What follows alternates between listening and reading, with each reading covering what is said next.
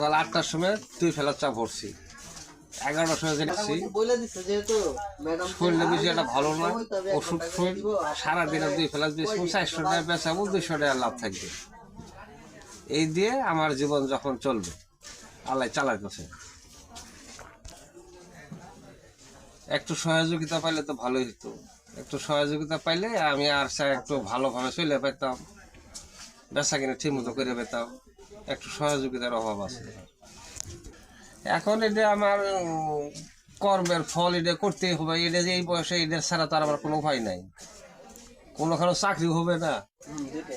কোনো দোকানও কেউ নেবে না আমার তো কেউ আমাকে পছন্দ করবো না যার ফলে আমার এটা বেশি নিয়ে আমার এই ব্যবসাটা করে যাওয়া নিতেছে পেটটা মধ্যে তো সেটা ভাত দেওয়ার লাগে এর আগে আমি সব জায়গায় 5 দিনের উপরে পড়াইতাম না দেখি বেঁচে চোর দাদা